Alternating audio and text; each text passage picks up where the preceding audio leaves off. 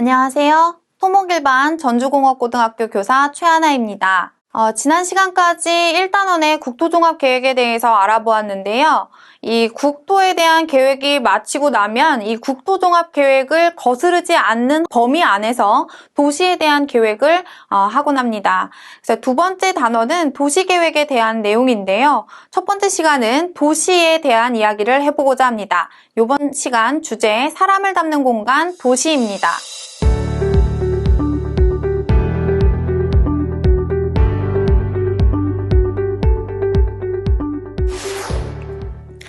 일단 도시 해서 선생님이 사전을 한번 찾아보았는데요.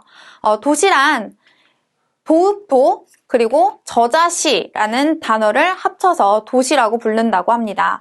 그래서 예전에는 이 도읍, 왕이 살고 있는 궁궐을 뜻하고 이 저자시 하면 이 서민들이 활동하는 이 시장을 뜻하는 건데 이 두 가지를 합쳐서 도시를 가르치는 단어가 된 것입니다. 그래서 실제로 도시를 사전에서 찾아보니까 한정된 공간 안에 많은 사람들이 모여 사는 그 삶의 현장을 도시라고 한다고 하는데요. 도시가 시대 변화에 따라서 어떻게 변화해 왔는지에 대해서 한번 이야기 나눠보도록 하겠습니다. 네, 고대 시대에는요, 사람들이 이 수렵 활동을 하거나 뭔가 식물을 길러서 생활을 하는 이런 형태를 띠게 되는데요. 그러다 보니까 그것들을 지키기 위해서 무리지어 생활하게 되고, 그리고 필요한 것이 있으면 그 필요한 것이 나는 곳으로 가서 물물교환을 통해서 생활을 이어나갔는데요. 이 시절 같은 경우는 그렇기 때문에 이동이 편리한 하천 근처에서 이런 도시들이 발달하게 됩니다. 또 이런 도시에서 공동체 생활을 하기 위해서는 이 규칙들이 필요할 텐데요. 그러다 보니 왕족이나 귀족이라는 계급이 생겨서 이런 사람들이 규칙을 만들고 공동체 생활을 유지했던 것으로 보입니다. 중세로 와서는요, 이 화폐라는 것이 발전하게 됩니다.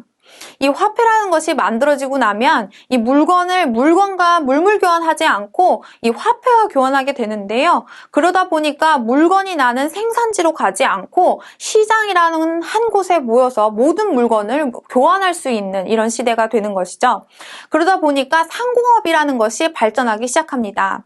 이때가 되면 이 무역을 하기 위해서 강변 혹은 해안에서 도시가 발달하는 형태를 띠게 되는데요. 이때는 왕족이나 귀족의 이야기보다는 이 교회 중심으로 생활을 했다는 것을 볼 수 있습니다. 근대로 와서는 산업혁명이라는 것이 있게 되는데요. 이 산업혁명이라는 것이 있으면서 큰 도시에 공장이라는 것들이 생기고 대규모 일자리들이 만들어지게 됩니다. 이때가 되면 이 자본주의라는 것들이 이제 사회에 뿌리내리게 되고 실제로 왕족이나 귀족이 권력도 갖고 자본도 가졌던 옛날과 다르게 자본만 가지게 되는 이런 계층이 새로 만들어지게 됩니다. 이를 부르주아라고 부르게 되죠. 이렇게 근대 시대에 오게 되면 이 일자리를 쫓아서 시골에서 대도시로 이동하는 인구들이 많아지고 그러다 보니 이 도시가 점점 커지는 이렇게 인구가 도시로 유입되는 이런 현상을 보게 됩니다. 이런 도시화의 현상이 이어지면서 현대까지 이어지게 되는데요. 이런 급격한 도시화를 겪다 보니까 인구가 더 급격하게 집중화되고 그로 인해서 발생하는 도시 문제들이 많이 발생하게 됩니다. 실제로 우리나라에서는요. 삼국시대에서 고려시대까지는 수도를 방어하기 위해서 외세에서 침입할 수 없도록 방어하기 위해서 성을 지어놓고 그 성곽 안에서 도시가 만들어지고는 했는데요. 이때 당시 도시는 정치, 군사적인 기능을 가지고 있다고 볼 수 있겠습니다. 조선시대로 넘어오면 이렇게 도시를 구성하는 데 두 가지의 규칙이 생기는데요. 그것이 첫 번째로는 좌묘우사, 두 번째로는 전조후시라는 겁니다. 좌묘우사라는 것은요, 궁궐을 중심으로 좌측에는 종묘를, 우측에는 사직을 놓아야 한다라는 규칙인데요. 그렇기 때문에 현재에도 경복궁의 좌측에 종묘가 위치하고 있는 것을 확인할 수 있습니다. 이것과 더불어서 전조후시라는 것도 있는데요. 이것은 궁궐 앞에 조정, 그러니까 조정은 지금으로 말하면 국회인데요. 이 궁궐 앞에 국회를 두고 궁궐 뒤에 이 백성들이 생활하는 시장을 두어야 된다라는 이런 규칙입니다. 하지만 현재 있는 경복궁은 이 전조후시의 규칙은 따르지 않았으니까 이것은 참고 바랍니다. 네, 그 다음은 해방 전후인데요. 이때는 전쟁을 겪고 난 지 얼마 되지 않았기 때문에 우리나라에 피난민들이 굉장히 많았는데요. 본인이 살고 있던 고향을 떠나서 외딴 도시에 이동을 했거나 아니면 이미 가지고 있었던 주택들이 다 무너져가지고 이 임시 주거지가 필요했는데요. 이런 상황에서 누구도 도와줄 수 없는 이런 시대였기 때문에 이 무허가 주택지들이 굉장히 많아집니다.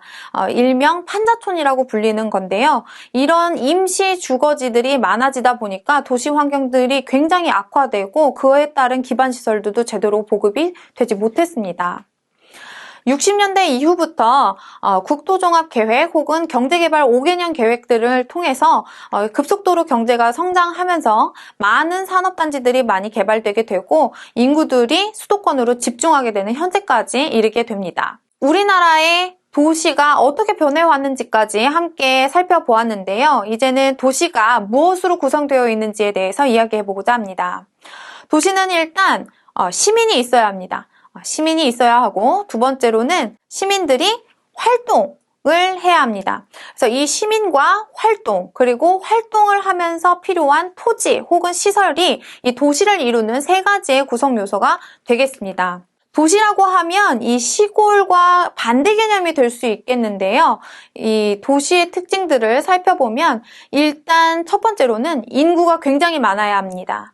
그리고 이 정해진 토지 안에 인구가 많기 때문에 굉장히 높은 인구 밀도를 가지고 있습니다.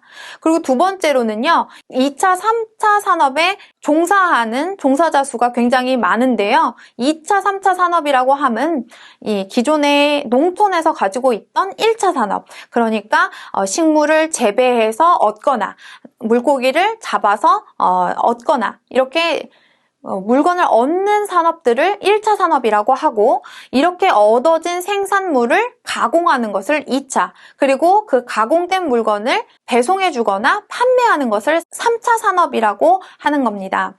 그래서 실제로 이 도시에 사는 사람들은 식물을 재배하거나 하는 1차 산업에 종사하는 인구는 굉장히 적고 그것을 가공하거나 아니면 서비스하는 2, 3차 산업에 종사하는 인구가 독보적으로 높습니다.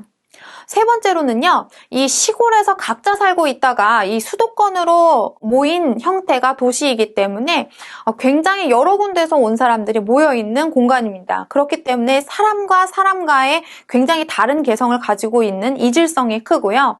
그리고 서로 간의 개별성, 그리고 잘 알지 못하기 때문에 익명성이 굉장히 두드러진다고 보시면 되겠습니다. 마찬가지로 인구가 굉장히 집중되기 때문에 그에 따른 시설이라든지 교육시설, 여가시설들도 많이 집중되는 것을 볼 수 있는데요. 실제로 일자리를 찾아서 서울로 올라가는 사람들도 있지만 이 교육시설이 서울에 집중되다 보니까 좋은 대학교를 가기 위해서 서울로 이동하는 사람들도 굉장히 많아지고 있습니다. 이렇게 도시는 인구의 규모에 따라서 이 도시도 그 크기를 나눌 수 있는데요. 첫 번째는 2만 이상이 되는 소도시입니다. 인구가 2만 명 이상이 되면 이 도시는 소도시가 되었다고 볼 수 있습니다. 그 다음은 5만 이상이 됐을 때는 중도시, 그리고 50만 이상이 됐을 때는 대도시라고 불리게 되는데요.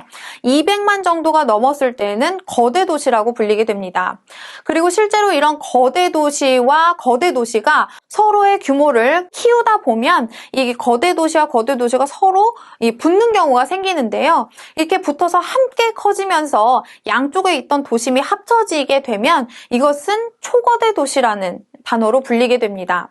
독시아디스라는 사람이 정주사회라는 이론을 발표했는데요. 이 이론에 따르면 나중에 돼서는 이 도시가 오히려 전 세계를 덮어버리는 꼴이 될 거라고 이야기하게 됩니다. 그래서 실제로 모든 도시들이 본인의 몸짓을 키우다 보면 다 하나로 뭉치게 되고 그것을 다른 말로는 세계도시라고 불리게 될 거다. 그리고 이 세계에 살고 있는 절반 이상의 인구가 그 세계도시 안에서 살게 될 것이다 라고 이야기한 바 있습니다. 이번에 살펴볼 도시들은요, 여러 가지 정책에 따라서 달라지는 도시의 종류에 대해서 한번 살펴볼 텐데요.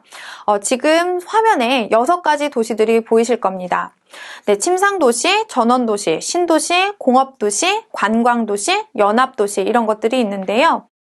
조금 차례대로 한번 살펴보도록 할게요. 첫 번째로 침상도시는 다른 말로는 기숙사 도시라고 하는 겁니다. 이것은 인구가 수도권 안으로 집중되면서 이 수도권 안에서 살고자 하는 인구는 많은데 이미 지어져 있는 주택이 적은 경우, 수요는 있지만 공급이 없기 때문에 결국에 주택의 가격은 오르게 되어 있는데요. 너무 오른 주택 가격에 이 집을 살 수 없는 이런 지경에 이르게 되면 결국에는 싼 집을 알아보게 될 겁니다. 그러다 보면서 도시 외곽으로 사람들이 이동하게 되고, 그러다 보면 이제 옆 도시에서 주거를 해결하는 경우가 발생할 수 있겠죠. 그렇게 되면 이 본인의 일자리는 도심에 있는데 사는 곳은 외곽이 되니까 아침이 되면 도심으로 들어갔다가 생활을 마친 밤에 집으로 돌아오게 되는 겁니다. 그러다 보니 이 외곽에 있는 도시는 잠만 자게 되는, 말 그대로 기숙사 도시가 되게 되는 거죠. 이런 도시를 가지고 침상 도시라고 불리게 됩니다. 두 번째로는 전원 도시인데요. 이 전원 도시는 요즘에 그 수요가 증폭되는 도시 중에 하나입니다. 실제로 도시가 가지고 있는 장점들이 있는데요. 시설 같은 것들이 집중되어 있기 때문에 굉장히 삶이 편리해집니다. 하지만 사람은 또 여유를 갖고 싶어 하기 때문에 그만큼 녹지를 보고 싶어 하는 욕구도 있는데요. 이 전원도시는 도시의 장점과 농촌의 장점을 결합시킨 도시라고 보시면 되겠습니다. 그만큼 녹지율이 높게 구성되어 있는 도시를 뜻합니다. 세 번째로 신도시인데요. 현재 우리나라에서도 3차 신도시까지 개발이 되고 있죠.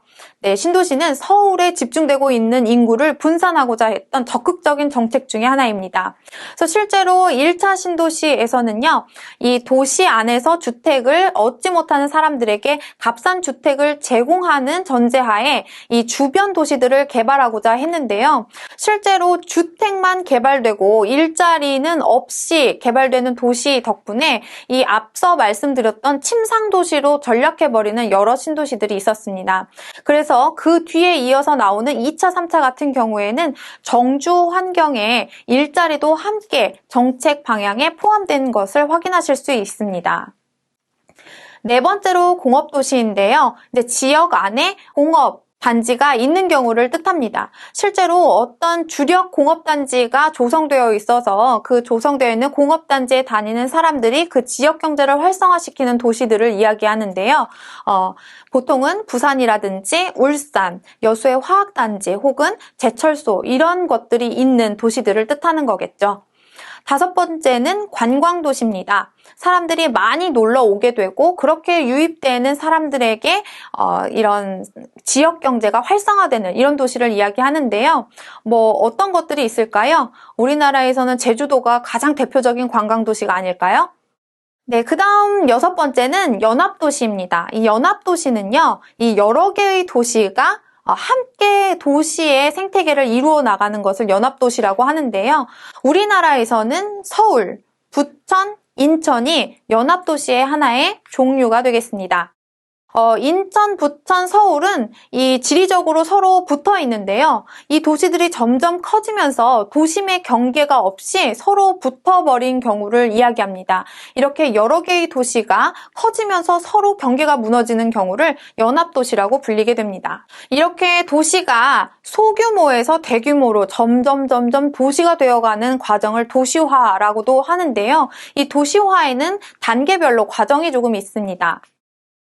초기에는 1차 산업이 중심으로 되었던 농업사회를 이루고 있는데요. 이것이 점차 2차, 3차 산업화를 겪으면서 절로 생긴 일자리를 따라서 시골에서 도시로 유입되는 인구들이 생겨나고 이렇게 이촌향도 현상이 발생하면서 도시의 인구가 점차 늘어나게 됩니다. 이 시기를 가속화 단계라고 하게 되고 이 단계가 종착되게 되면 이 도시화율이 점차 증가되고 도시의 크기가 점점 커지게 되는 이런 교회화 현상이 일어나는데요. 이런 과정을 거치면서 여러 도시 문제들이 발생하게 됩니다. 그래서 실제로 여러 가지 도시 문제가 발생하게 되는데요. 그중에 대표적인 것이 지역 간 성장 격차입니다. 아무래도 인구와 이런 시설들이 도시에 집중되다 보니까 이 지방에는 조금은 소외되는 이런 현상들이 발생할 수 있는 것이죠. 두 번째로는 주택 문제입니다. 인구가 매우 증가하게 되는데 주택을 공급하는 데에는 한계가 있기 때문에 따라서 한정되어 있는 주택을 얻고자 하는 인구가 많아지면서 집값이 상승하게 되고, 그로 인해서 적은 값의 주택을 얻고자 하는 노력이 있다 보니까 불량주택들이 만들어지게 됩니다. 세 번째로는 기반시설들이 부족하게 됩니다. 많은 인구들이 모여 있다 보니까 그 인구가 모두 다 사용할 수 있는 시설들이 부족해지는 건데요. 가장 대표적인 것이 도로입니다.